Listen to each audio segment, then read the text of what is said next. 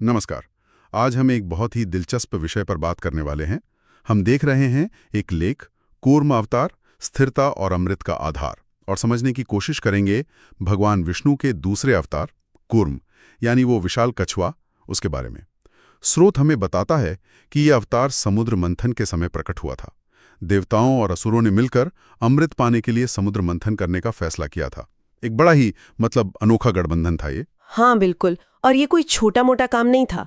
लेख के हिसाब से उन्होंने मंदराचल पर्वत को मथनी बनाया और वासुकी नाग को रस्सी। सोचिए जरा कितना विशाल रहा होगा ये सब। पर जैसे ही शुरू किया, एक बहुत बड़ी दिक्कत आ गई। वो जो पर्वत था मंदराचल, उसका कोई बेस नहीं था, कोई आधार नहीं था नीचे।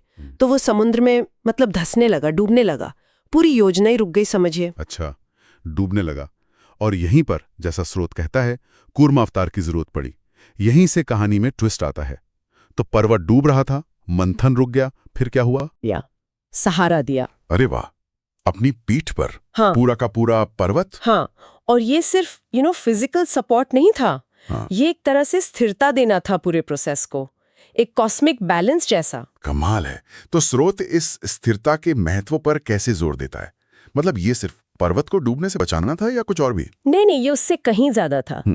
लेख साफ बताता है कि कूर्म ने जो वो स्थिरता दी, अटूट स्थिरता, वही फाउंडेशन बनी। उसी के कारण मंथन आगे बढ़ पाया, देवता और असुर मिलकर समुद्र मथ सके, और उसी स्थिरता की वजह से फिर समुद्र से वो 14 रत्न निकले। लेख में लक्ष्मी जी, कौस्तुभ मणि, कामधेनु गाय, ऐरावत हाथी और हाँ, सबसे जरूरी अमृत, इनका जिक्र है।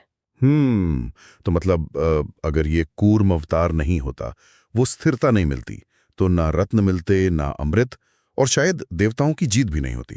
यही कह रहा है स्रोत। बिल्कुल सही। स्रोत यही इशारा करता है कि कूर्म अवतार का रोल बहुत ही निर्णायक था, क्रूशल था।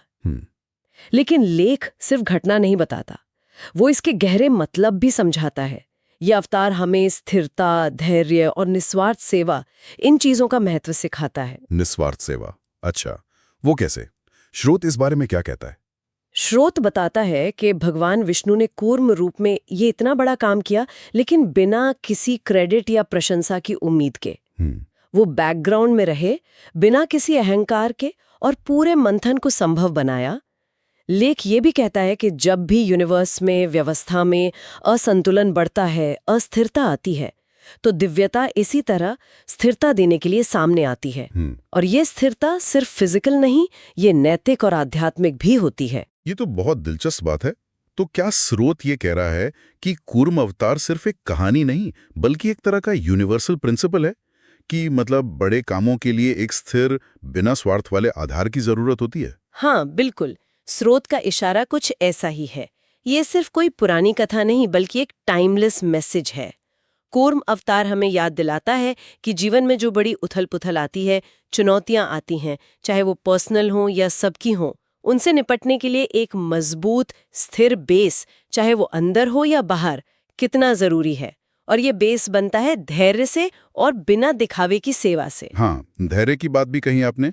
लेख में धैर्य के बारे में और कुछ बताया गया है। समुद्र मंथन तो काफी लंबा चला होगा। हाँ बिल्कुल।